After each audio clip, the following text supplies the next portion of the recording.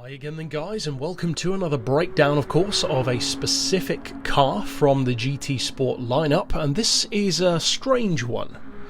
In a fairly simple way, it's not some groundbreaking thing, it's not a secret fan car or an undercover Red Bull or something like that, it's just a strangely categorised vehicle, because although for the most part Polyphony has thankfully left behind having so many needless duplicates of various cars like RX-7s and of course the notorious Skyline and the MX-5, we do still have some that are, if we're honest about it, completely needless. The duplicate Clio is not a necessary car. You could just have easily had a Clio V6 or a Clio Williams or a Clio 182 and it would have been much more justified. The BMW, the M6 race cars, we don't need two of them. They're not different enough to justify it.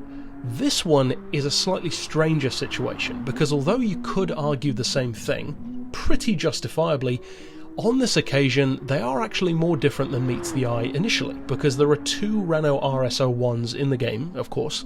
One, if I recall correctly, I think we did already review, and I think it might have been way back in the GT Sport beta days, which of course saw a huge increase in size on this channel. I was about 5,000 subscribers at the time, jumped up to like 10 in a month, and that was a crazy time, and I think I looked at that Renault back then. But that was the obvious choice, the much more popular one, and the much more useful one, the Group 3 car. This though is the black sheep, the strange version, because it's so similar. It has slightly different specs, but nothing really to write home about, and yet the price is completely different, and crucially, the category is for no real apparent reason Group X. Now of course, I have very open opinions about Group X, many of you guys do as well. Some of the most popular videos I've ever done are discussing the problems of Group X, but in the case of a car like this, it really doesn't make much sense, because if you're going to have it in the game, you would think if they're going to make a Group X variation of the car, they would do just that, go all out and make it in effect like a Renault Vision GT car. Have the same essential base vehicle, but then Renault could have free rein to make it super extreme, like a 650 horsepower model, maybe with a hybrid system, active aero, all that kind of stuff, and that could have been cool. Maybe even turn it into an RS.01 V10, like a tribute to the Espace F1. Go crazy with it. That's kind of the point, or should be, of course, of Group X, but that's not the case, because it's so similar to just the regular car, because in effect this is the regular car. The engine, it's the Nissan R35 unit, as they all use, 3.8 litre, 6-cylinder, turbo-aspirated, 542 horsepower, 465 pound-feet. They're good numbers, but again, they're not amazing numbers. They're not exactly Group 3 worrying numbers either. And although the weight is a little bit lower than some, at 1,144 kilos, once again, that's not that weird, and all of that can be easily counteracted with balance of performance anyway. It doesn't have all-wheel drive, it's still mid-engine rear-wheel drive. The horsepower per tonne is 474, which is good, but not insane by any means, and yet the price and the class are both different. It's 500,000 credits, so it's 50 grand more than the Group 3 version. Is it 50 grand better though? Well, of course, that is the crucial question. Now, I'm going to discuss it in two senses. In this video, primarily, we're going to discuss the car, of course, on its own. That's how we do each review.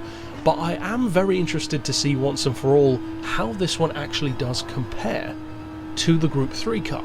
Because as surprising as it may seem, and I'm sure some of you have done this already, I've never actually compared them. I thought it was weird that there were two, but I just had other videos to get around to first. So I think next week we might actually do a rivals match between the two Renaults to actually prove, more so for the fun of it, which one is actually better. Now I suspect that it's this one, but I don't think it will necessarily be by much, because as good as it feels, and it is a good race car, it doesn't feel that much different to the other one, and of course it shouldn't, because this is still technically the real machine. It's not a Vision GT, it's not some crazy variation, and that's what makes it all the more weird. Now of course ultimately the biggest bash against a car like this is always going to be the category. Even more so than something like the vintage race cars now, because at least with those we have career mode events for them, which makes them hugely useful. You earn a ton of cash, they're very fun events. With this, it doesn't even have that going for it. It's just this pointless machine, and the closest thing to it in Gr.X in terms of its performance is probably the Fittipaldi.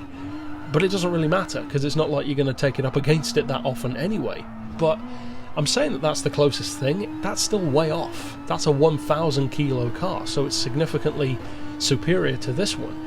So it's just a really weird situation. It really makes me wonder why they chose to add the car to the game at all. Now, you could say maybe they wanted to have one that was like a production-ready variation, like a base model, if you will, which would be this car, and then the actual racing one in Group 3. And to some degree that would make sense, but then why have something like the Aston Martin Vulcan in the N classes, but then not something like this? Now, of course, this would be extremely OP. It would be one of the most OP cars in the game, in fact, in terms of N-class ratings. If it was in the game in N-classes, it would be N500, and imagine how amazing that would be. So that's obvious why they didn't do that. But it is strange to me that they didn't just put both of them in Group 3, because balance of performance is intended to level the playing field. So it wouldn't have really ended up any better off anyway. So I think for me, this is probably one of the strangest vehicles in the game, and it's one which you could easily not think of as being that strange because it kind of just blends in after a while, but it actually really is. The difference in price, the slight difference in spec, the fact that it's in the game at all, and certainly the category, it adds up to make it one peculiar vehicle to have in the game. It's a very nice one. It handles well if you tune the diff correctly, and even as far back as my review for the Group 3 car, if I did do one, I believe I did, unless that's a fake memory, but I believe I said back then, even before tons of updates to the physics and handling that we've had now, that it felt different to everything else in Group 3, and this one does too.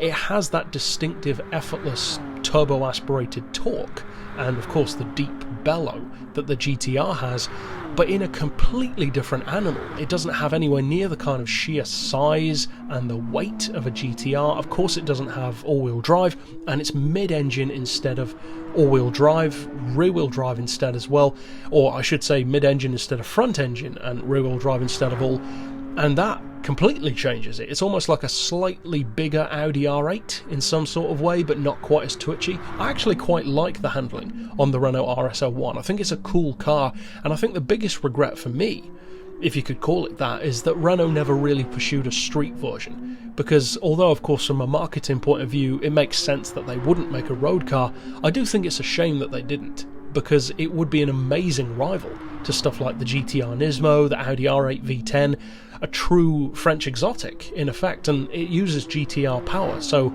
it would definitely be quick.